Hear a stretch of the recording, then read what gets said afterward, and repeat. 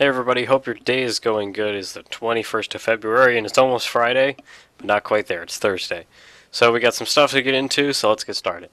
So our first news is a couple trades that went down today and late last night. So the first trade happened this morning. Carl Hagelin of the Kings was traded to the Capitals. Hagelin had been, I think he'd only been with the Kings for a year or less. I remember he was with the Penguins for a long time and he won a couple cups. So he's relatively new to the team. The Capitals have received him now. And the Kings in exchange have gotten a third round pick and a 2020 pick. So both 2019 and 2020 picks of the Kings. The 2021 is not revealed, and the 2019 will be a third round. Another thing is that the speculation that the Capitals this morning waived Devontae Smith-Pelly. If you remember, he was probably one of the MVP players, in my opinion, in the Stanley Cup Finals last year. So I don't know if that was to make cap space for Hagelin or what have you, but that's how the circumstance happened to be. So our second trade happened last night. The Wild and the Bruins made a deal this past day, where it's sending. I believe he's played his entire career up till now with the Wild. Charlie Coyle.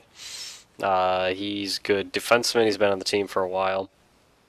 He's off to Boston, and in exchange, Minnesota is receiving Ryan Donato, another defenseman, and they are also receiving a fifth-round pick in the draft in June. So Boston gets, Minnesota gets two things out of it. So that's how that is going, and the new players probably adjust soon. So our game to watch tonight is between the Caps and the Maple Leafs. I don't know if you saw, but it was a cool PR thing the Capitals did yesterday. They were at the Hockey Hall of Fame, which is in Toronto. It's about a mile down the road from Scotiabank Arena, and they donated a genuine Stanley Cup ring to the gallery, just like this one. And I thought it was a really cool thing that they did. There's a total collection. If you haven't been there, highly recommend it. I love the Hockey Hall of Fame. It's in Toronto. It's off Yonge Street. It's in a beautiful building, just off the main area. So if you're ever in Toronto, do make sure you make your way towards it. I'd highly recommend it.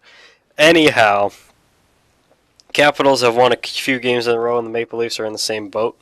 Both teams are currently contending for playoffs as we get nearing the end of the season. I think both teams are shoo-ins anyhow, but we'll just have to see how this one goes. Toronto being at home, they usually do very well, despite losing recently every so often at home, and especially on the road, like how they lost to the Coyotes recently. So we'll just have to see how that one goes tonight.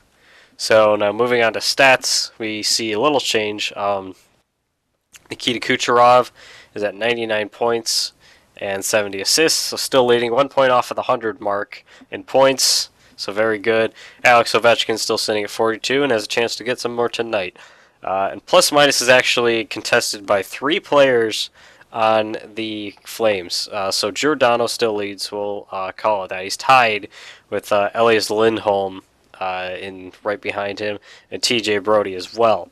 So 3 Flames players all within 1 point. They're all at plus 29 currently. So Giordano has been there the longest, so we'll give it to him. But it's pretty cool how the Flames seem to dominate that, because they do score a lot of goals. Now moving on to goalies. Robin Lehner of the Islanders still sitting at a 208 goals against average, so very good. But save percentage is now led by Andrei Vasilevsky of the Lightning. He's had a tremendous amount of games go in his favor recently, and he's just an all-around great goaltender that makes a mark every night. Now, unfortunately, as I move on, still Marc-Andre Fleury sitting at 29 wins and 6 shutouts. 6 shutouts tied with Vasilevsky, as I just talked about. But goalie wins is a troubling category right now. Fleury has gone, I think, 6 games without a win now. I lost yesterday in a shootout, so those are always heartbreaking anytime you lose in OT, but especially in the shootout, because obviously if you're a goalie, you allow that game winner. That's not the best feeling in the world, I'm sure. So I don't know what the Golden Knights are doing. Again, I still think he needs rest. There are other goalies on the team. If you want to have a high spot in the playoffs, you got to start listening, because Fleury needs to be there in the playoffs. It's the only reason that the Golden Knights got that far. It was the only reason they were able to beat the Jets. That was the only reason they were able to beat the Sharks in playoffs last year. They need him now, or they need him later, not now. So there's other goaltenders. You gotta be able to contend before you can get lazy. Fleury's been tired. He's played countless games in a row. There's other goalies on the roster. Malcolm Subban is a inexperienced but very reliable goalie. They should start playing him. But I am not the GM and I'm not the coach of the Golden Knights. So I can't make any of these decisions. But I don't really understand it. Fleury is in the right mindset, but he just needs to get a win here. It's been probably frustrating for him. So that's how that is. So now with that out of the way, I want to thank you guys for tuning into this episode. Appreciate it. If you're new to the channel, do hit subscribe. We do videos like this every day. So I want to thank you guys again for tuning in, and we'll see you next time.